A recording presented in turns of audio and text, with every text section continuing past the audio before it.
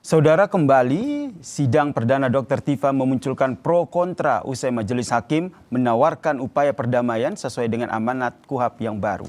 Lalu apa strategi kubu Tifa dan kawan-kawan untuk membuktikan ucapan mereka jika ijazah Jokowi 99,9% palsu? Kita bahas bersama dengan tim hukum Roy Suryo, Bung Ahmad Kozinuddin dan juga Sekjen Projo Bung Freddy Damanik yang sudah hadir di studio Newsroom Kompas TV. Selamat petang semuanya. Selamat petang, Bung Freddy.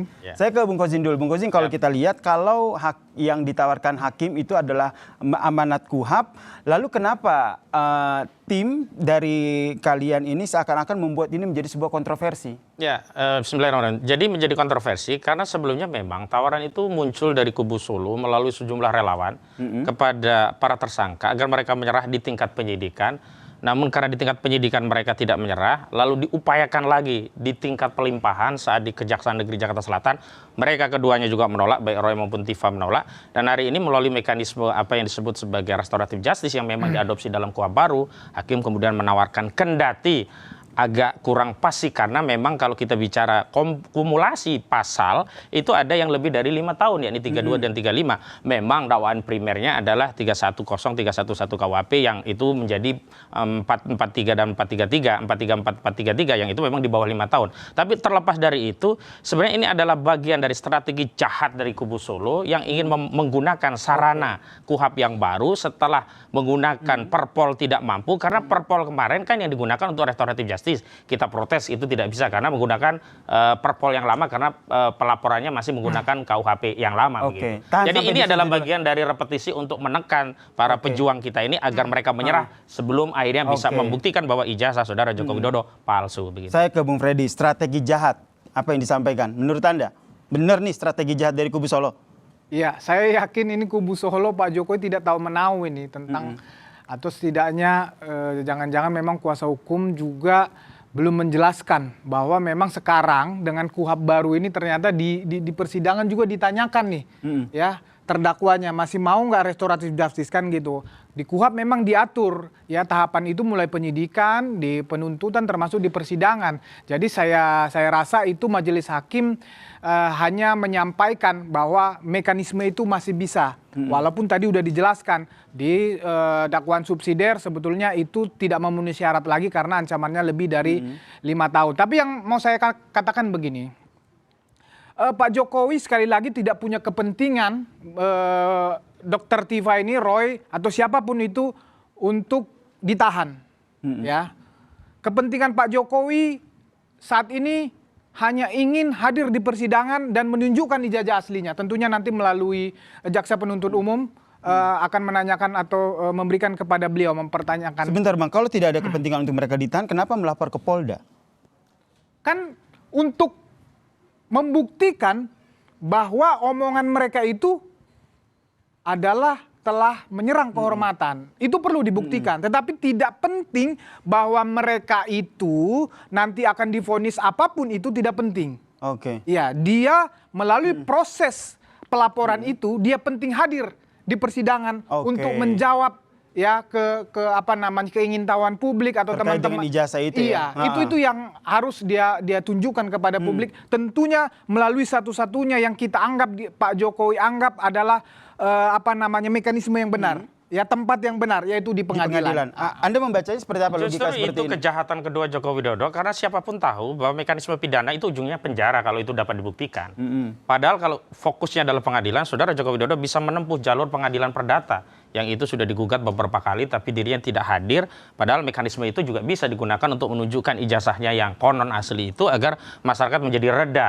Lagi-lagi kalau dia tidak menghendaki anak bangsa ini di penjara, tentu dia tidak perlu melaporkan. Atau lagi-lagi kalau dia jujur konsisten seperti Luhut bin Sarpanjaitan, maka tidak perlu melaporkan dengan pasal yang ancaman pidananya di atas 5 tahun bahkan 12 tahun penjara. Yang lebih krusial lagi, kalau kemarin kita lihat polisi ya memainkan peran dalam penegakan hukum melayani Jokowi sampai ada ALP itu jadi diterima, hari ini jaksa. Karena kemarin saya lihat siaran live-nya, jaksa ini sudah seperti pengacara Jokowi. Dalam 13 item kronologis dakwaan di primernya yang kemudian diadopsi di subsidiar baik ke 1, ke 2, ke 3, sampai ke 4 itu, tidak ada satupun kronologi yang menyatakan saudara Joko Widodo melaporkan tindak pidana ini ke Polda Metro Jaya, tetapi yang selalu dikedepankan adalah Muhammad Sarip Muhammad atau Kompol Sarip. Jadi Kami menilai ini adalah jalan keluar Joko Widodo untuk menghindari persidangan. Nanti yang hadir hanya Kompol Sarip, kemudian dia bisa buang badan. Kenapa bisa buang badan? Karena kalau dakwaan primer tidak terbukti, jaksa akan lari ke dakwaan yang berikutnya. Sehingga apa? Tidak peduli fitnah pencemaran terbukti atau tidak, Jokowi tidak perlu hadir. Gugurlah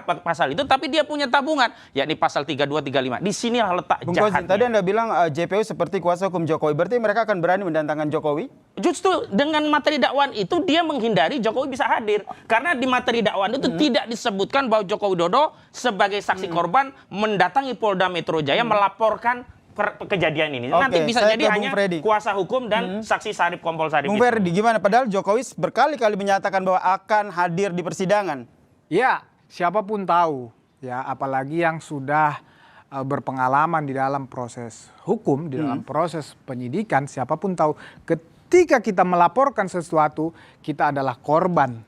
Dan di dalam sidang pidana, di dalam persidangan entah pembuktian nanti pemeriksaan saksi, pasti pelapor yang merupakan korban akan hadir di persidangan. Kalau dia tidak hadir, berarti dia merugikan dirinya sendiri sebagai pelapor, sebagai korban. Artinya dia melepaskan haknya untuk menyatakan kerugiannya di depan persidangan. Jadi yang masalah narasi atau dakwaan, narasi dakwaan yang dibangun oleh jaksa penuntut umum, ya itulah cara mereka. Itu dia strategi dia untuk menyusun dakwaan, ya proses terjadi awalnya itu bukan berarti bahwa di situ menghilangkan ya peran Pak Jokowi sebagai pelapor ataupun korban. Tetap ya itu hanya menggambarkan bahwa proses kejadian itu adalah informasinya dia dapat awalnya dari Kompol Sarip. Tapi kalau misalnya dibilang oleh Bung Kozin tadi ada Kompol Sarip yang nanti dipasang dan akhirnya Pak Jokowi tidak hadir. Jokowi tidak perlu hadir. Nggak bisa. Jadi Anda tetap yakin betul bahwa Jokowi Widodo akan hadir di persidangan? Kompol Sarip itu sama perannya seperti saya nanti di persidangan, hanya sebagai saksi. Saya juga agak terkejut, termasuk materi saya ada di dakwaan itu, ya ketika di satu acara televisi, ada di situ. Jadi pasti korban Pak Jokowi selaku korban dan pelapor pasti hadir, bukan Kompol Sarip hadir sebagai saksi. Beda ini, kapasitasnya beda itu. Jadi tetap ya Jokowi akan hadir pasti di persidangan. Pasti hadir. Jokowi tetap hadir di persidangan. Jadi logika Anda tadi yang menyatakan bahwa jika cukup Kompol Sarip saja yang hadir seperti apa? Jokowi bisa hadir, tetapi dengan dakwaan yang alternatif dia bisa tidak hadir dan orang bisa juga kena hukuman karena ada delik umumnya. Nah ini yang saya sebut strategi jahat dan licik. Kenapa? Sejak awal kami katakan kalau memang fitnah dihinakan sehina-hinanya, direndahkan serendah-rendahnya, fokus saja 310, 311 KUHP kalau dulu. Sekarang menjadi 433, 434. Hari ini justru muncul juga 32, 35. Jokowi bisa saja dia tidak datang dan memang lepas kewenangan menuntut hilang dari pasal pencemaran dan fitnah. Tetapi jaksa bisa masuk ke dakwaan alternatif sehingga yang diburu melalui pasal 32 dan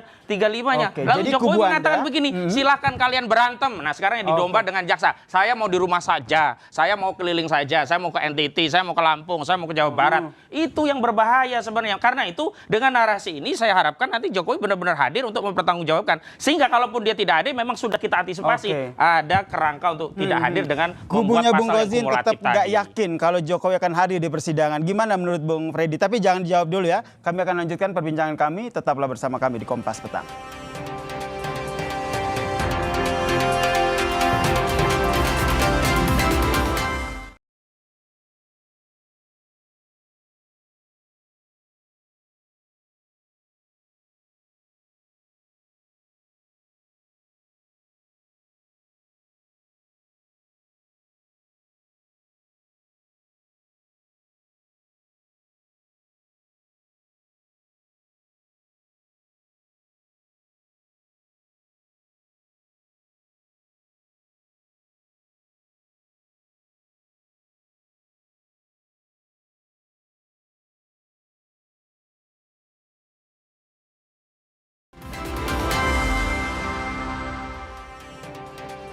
Pertanyaan gantung saya ke Bung Freddy tadi, sebenarnya dari kubunya Roy Tiva ini tetap aja belum yakin begitu. Jadi dari kubu Anda sebenarnya penting nggak sih percaya atau tidak, atau memang ingin meyakinkan bahwa sebenarnya Pak Jokowi akan hadir di persidangan? Iya, namanya keyakinan kan nggak bisa kita paksakan.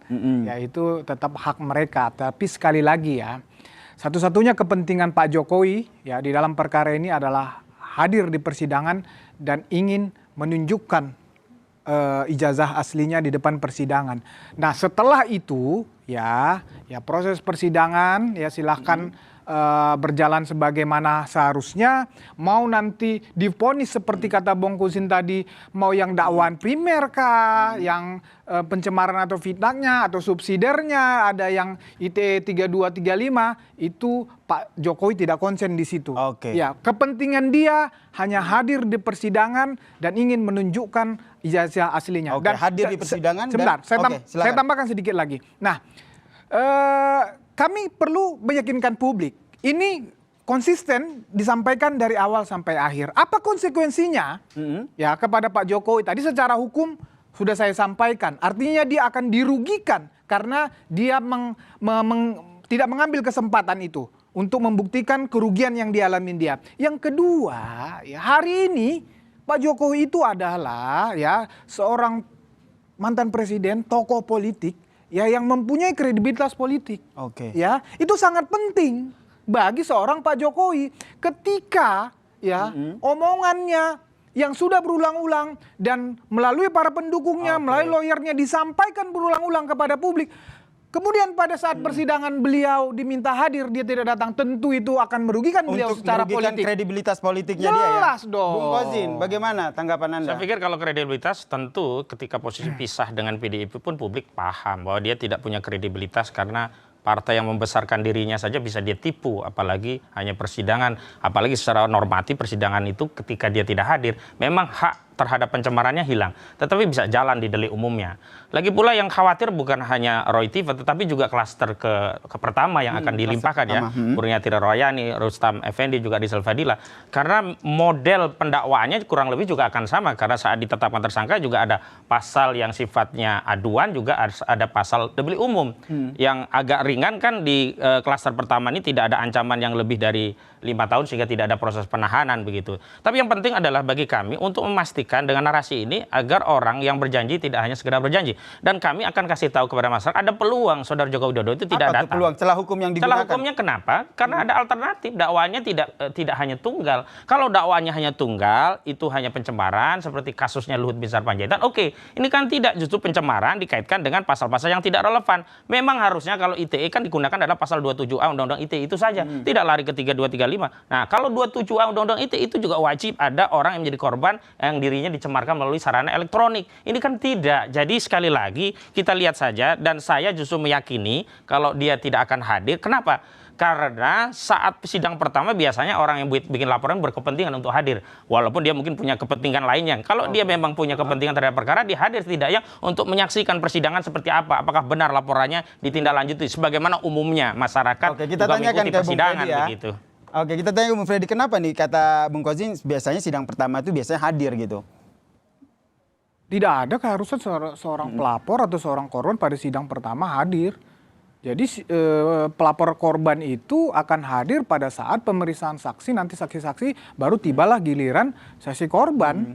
Biasa seperti itu memang. Tapi bagaimana celah hukum pasal yang disampaikan Bung Kozin tadi yang membuat kemungkinan besar nih Jokowi bisa tidak hadir? Gini, Pak Jokowi udah menyampaikan berulang-ulang masalah proses hukum, ya kalau penyidikan disampaikan silahkan penyidik. Kalau ini proses persidangan ya ada jaksa penuntut umum yang mewakili korban, dakwaan itu ya tentu itu adalah hak kewenangan ataupun strategi jaksa penuntut umum melakukan itu. Pak Jokowi sekali lagi tidak ikut campur di situ. Ya, masalah mereka mengatakan bahwa karena ini ada delik umumnya, ya silakan sajalah. Kita tidak bisa memaksakan keyakinan itu. Tapi sekali lagi saya mau sampaikan bahwa kredibilitas Pak Jokowi, ya dong, dipertaruhkan sehingga Pak Jokowi akan hadir di dalam persidangan. Dan itu yang penting buat Pak Jokowi. Pertanyaannya begini, kalau seandainya Pak Jokowi hadir dan majelis hakim akan kembali menawarkan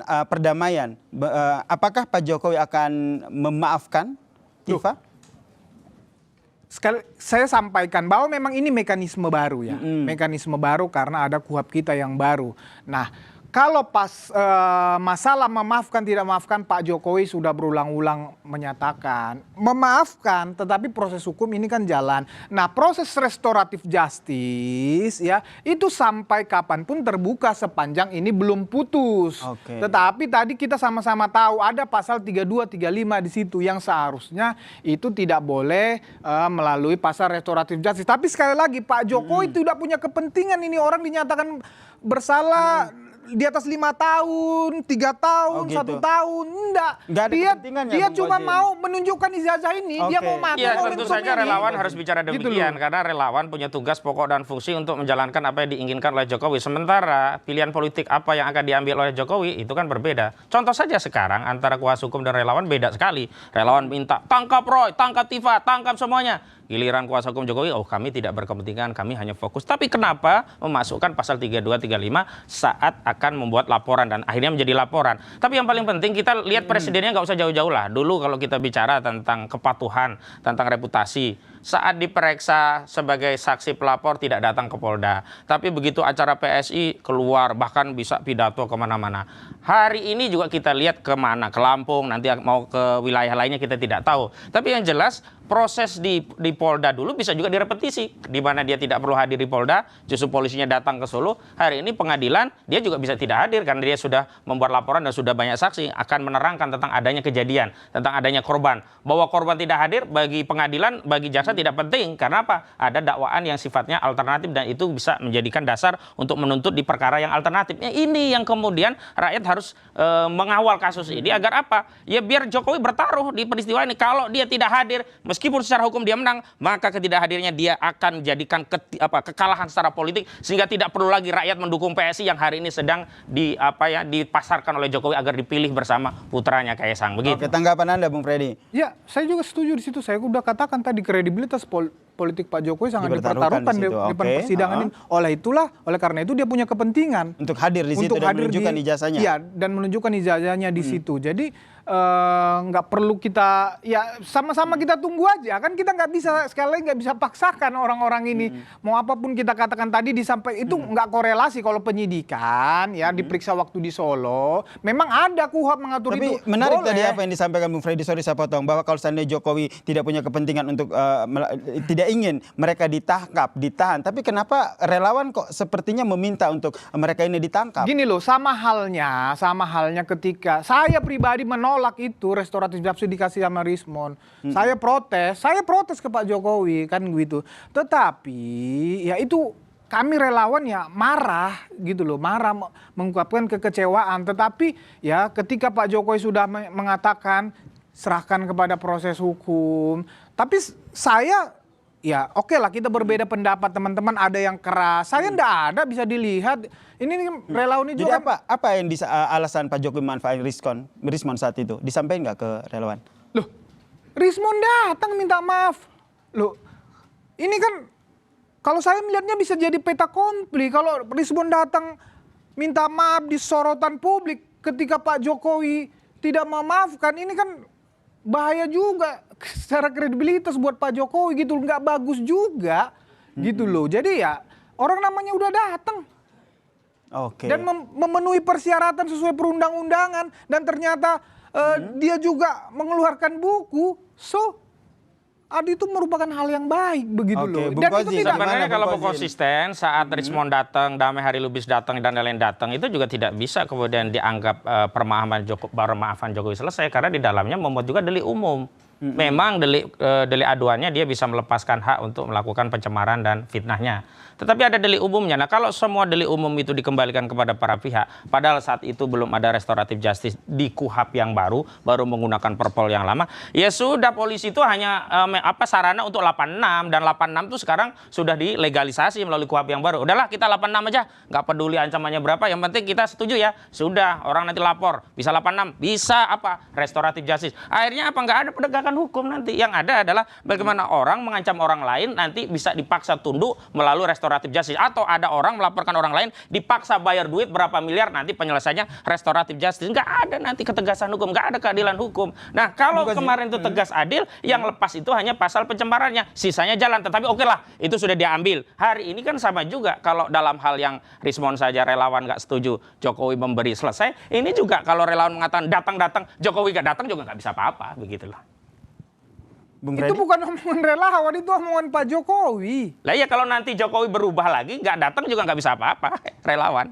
Lah, tapi kan Artinya yang direpetisi itu juga sama saja gitu loh. Nggak ada garansi kita bahwa Jokowi benar-benar akan bersikap kesatria. Maka kita buktikan saja nanti seperti apa. iya, makanya kita nggak bisa paksakan. Saya bilang ini yang dinantikan Pak Jokowi justru ya. Saya nggak tahu apakah ini strategi mereka. Justru faktanya sekarang dari 2 tersangka ini ada 1 yang menahan-nahan perkara ini gitu loh.